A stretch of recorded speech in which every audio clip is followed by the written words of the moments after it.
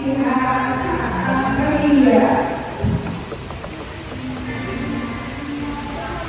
Ako pinanawang pasalamat sa nagpunito sa amon, sa doon sa kalisyon, sa pagkaliwag na nanay.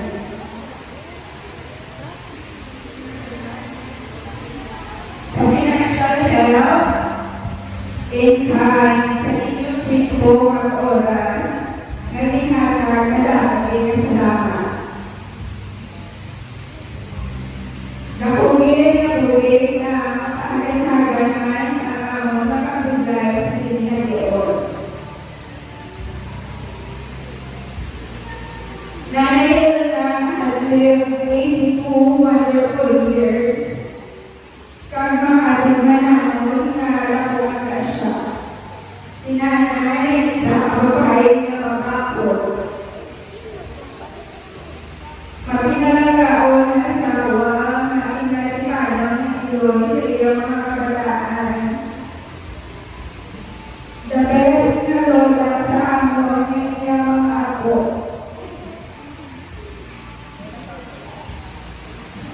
Prangka, pero hapos palakitan sa iyong mga abyan.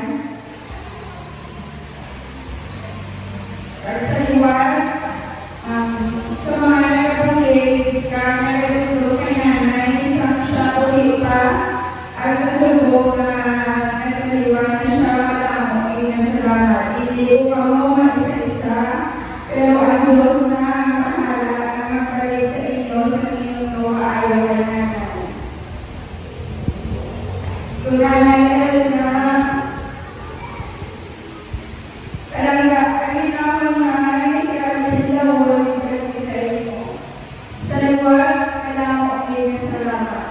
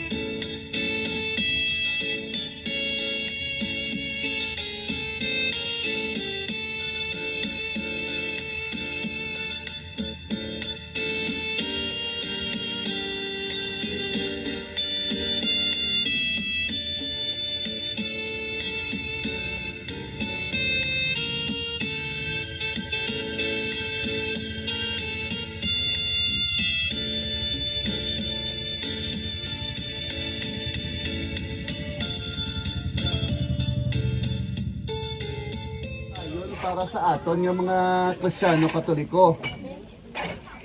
Ayhan, ang kamatayon, isa sa pinakasubo nga parte sa aton kabuhi. Kag kita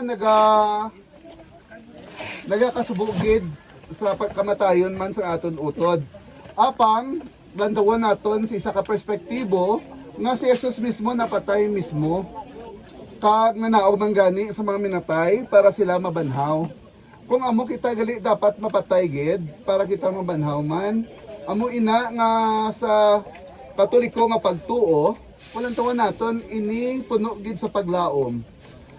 Kabaluid ako mismo nga ang ini nga realidad hindi takos sa pagkuha sang kasubo sa pamilya.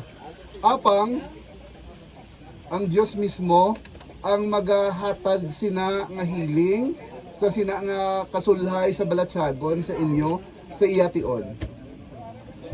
Of course, masubuan kita kay palangga natin sa Nailna, apang sa sininga kabuhi, ang Diyos nagapalangga man sa iya. Amo na ngayon tawag siya. Kung sa bagay, ginhambal din na permi ni Padre Mau, nga ang paalam, isa ka tinaga nga may tatlo ka meaning, pa, meaning pakadto, ala, meaning Diyos, kay salam nga may pagpasalamat. Ang pagpaalam naton tungod na patay nga aton utod, isa ka pakadto sa Diyos nga may pagpasalamat sa tigipusoon. Siguro subong si Dael na ginkantuan man ni Father kay ginatagan sa extreme unction kag indulgensya plenaria. Kabalo kita nga si Nael na subong suno sa aton pagtuo naglakat gid pakadto sa Dios nga may pagpasalamat sa atong pusoon. Mga muyo kita karon sa lulubngan na nagasaad sa pagabanaw bisan pa ginaangkon sini ang amon mamalatyon nga lawas.